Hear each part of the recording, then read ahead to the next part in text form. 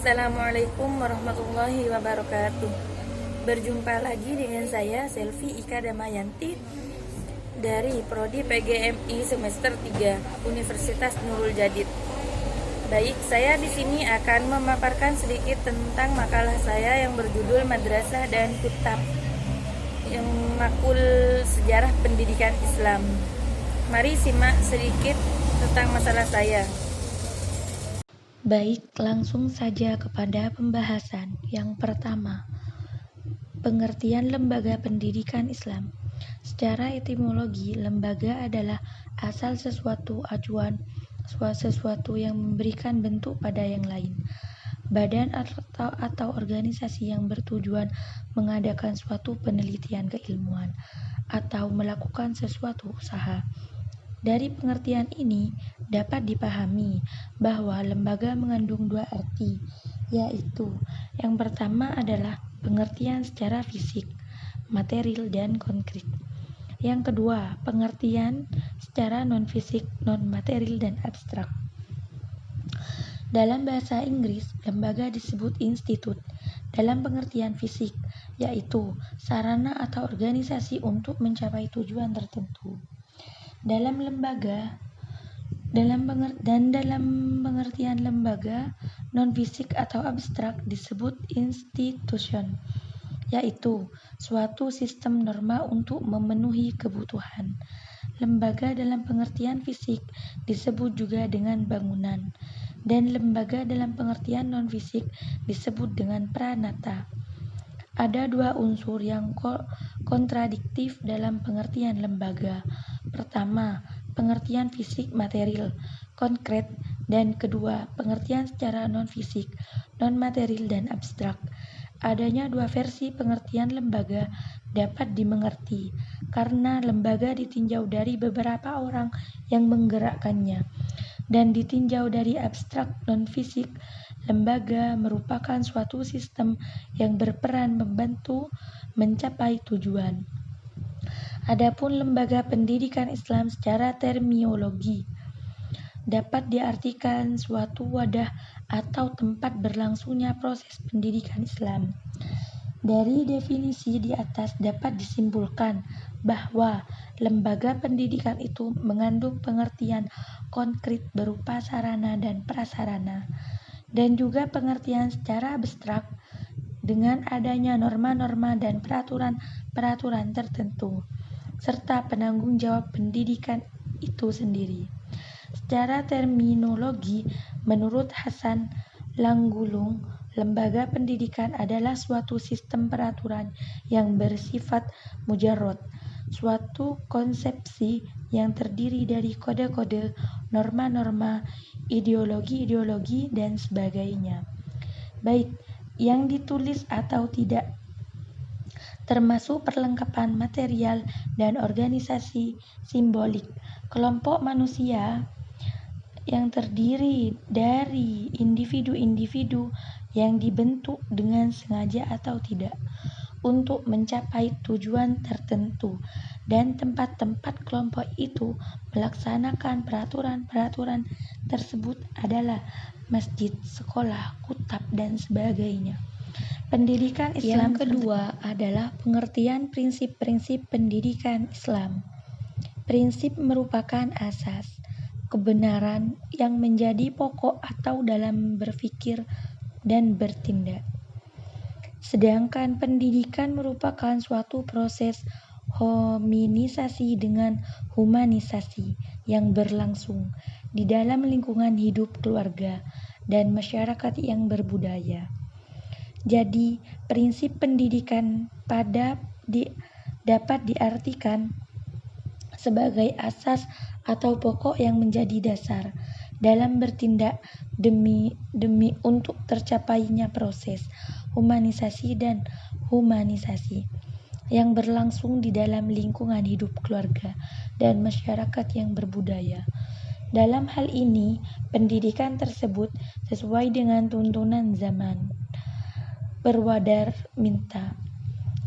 Prinsip berasal dari kata prinsip yang bermakna asal.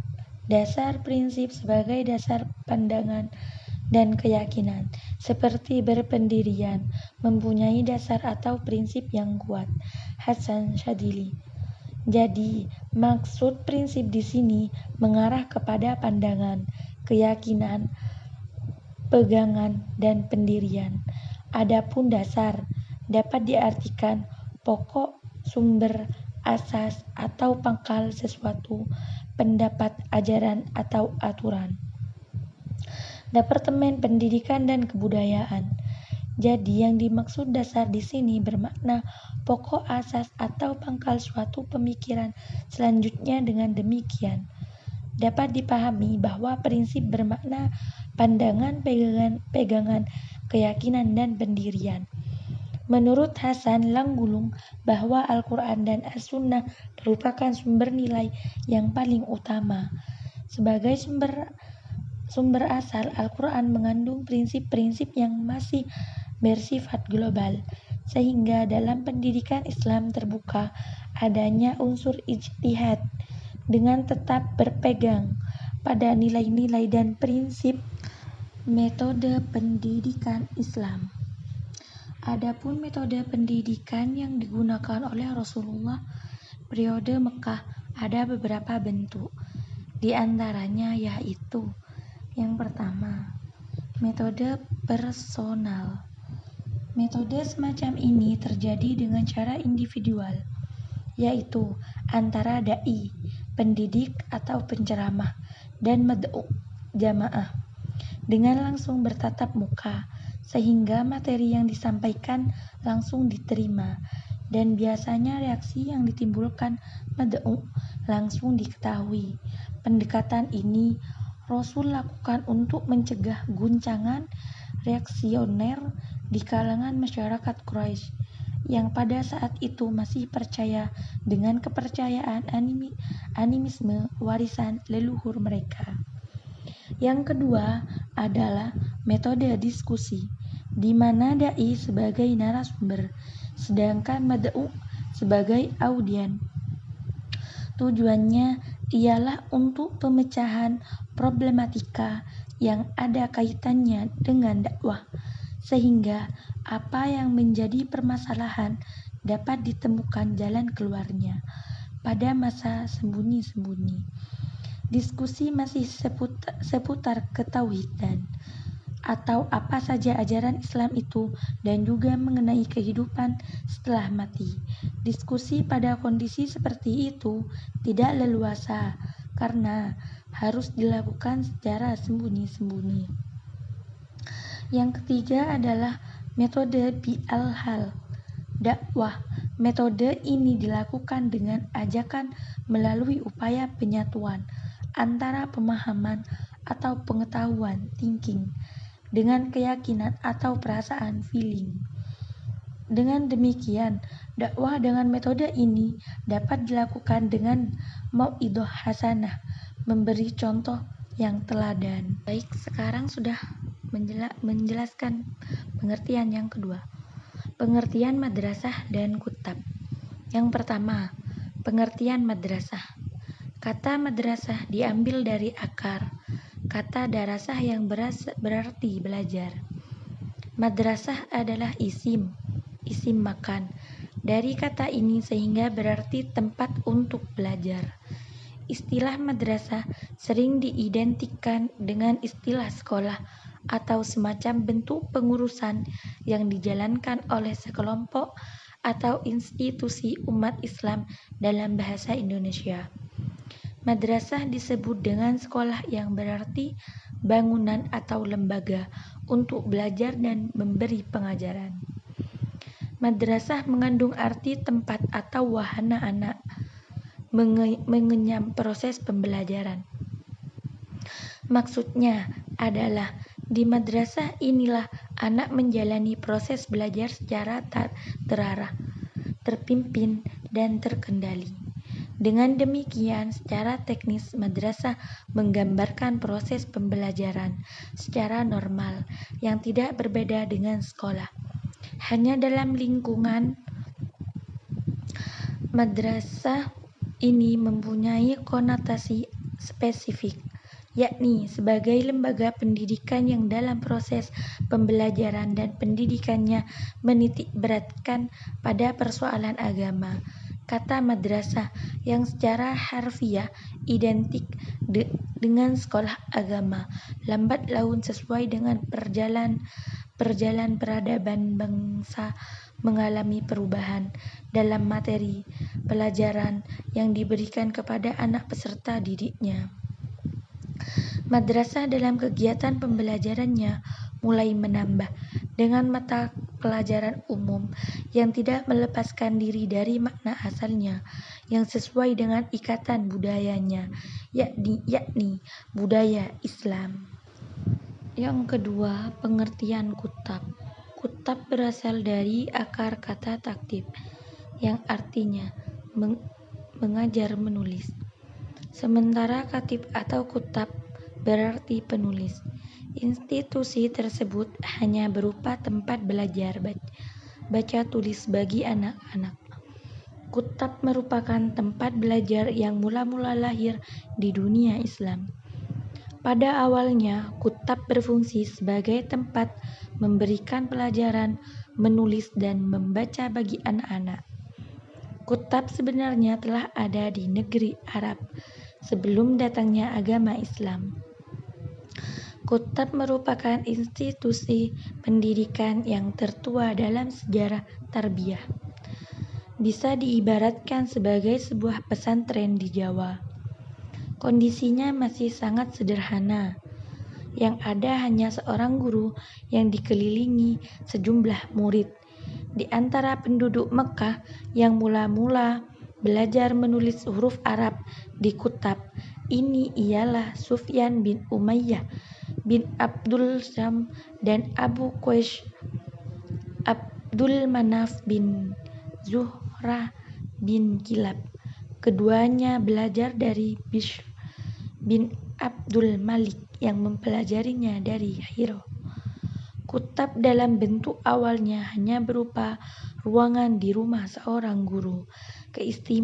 Keistimewaan lembaga tradisional pertama dalam Islam ini, meskipun masih sangat sederhana, tetapi memberikan kontribusi bagi umat hingga berdirinya sistem madrasah pada abad-abad berikutnya. Pendidikan jenis kutab ini pada mulanya diadakan di rumah-rumah guru, muallim, muadzib. Setelah Nabi Shallallahu Alaihi Wasallam dan para sahabatnya membangun masjid, barulah ada kutab yang didirikan di samping masjid. Selain itu, ada juga kutab yang didirikan terpisah dari masjid. Masa belajar di kutab tidak ditentukan, bergantung kepada keadaan si anak. Anak yang cerdas dan rajin akan lebih cepat menamatkan pembelajarannya. Sebaliknya, anak yang malas akan memakan waktu yang lama untuk menamatkan pelajarannya. Sistem pengajaran di kutab ketika itu tidak berkelas. Para murid biasanya duduk bersila. Dan ada pun jenis-jenis kutab. Yang pertama, kutab di Al-Maghrib, Maroko. Umat Islam di Maroko sangat menekankan pengajaran Al-Quran.